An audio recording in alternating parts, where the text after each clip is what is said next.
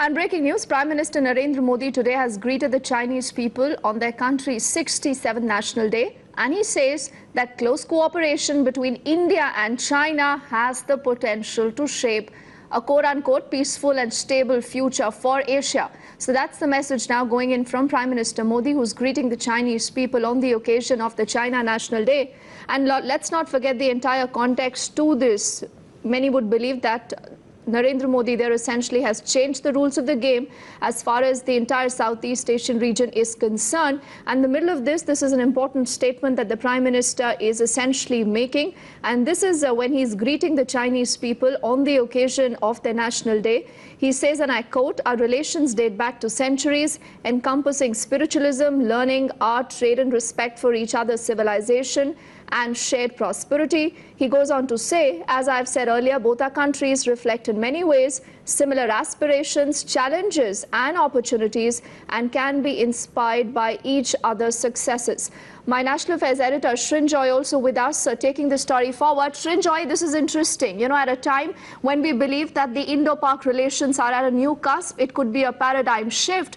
This message going in from Prime Minister Modi, where he's talking of China helping in a peaceful and a stable future for Asia.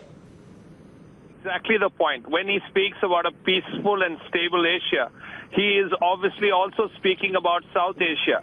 And apart from the greetings, which are, of course, heartfelt, it's also very clear that maybe Prime Minister Modi is also speaking about the time, all the efforts that China has made to support Pakistan.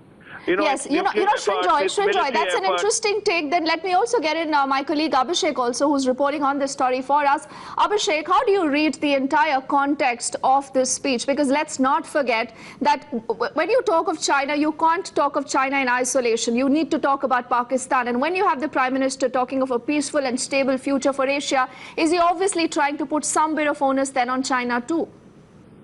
Well, Deepti, this is significant on a couple of counts. It is an outreach to China in the backdrop of the China-Pakistan axis and whatever is going on along the LOC between India and Pakistan. In a couple of days from now, the United Nations would be taking up the designation of Masood Azhar, proscription of Masood Azhar as a terrorist, which China had put on hold on some technical issues.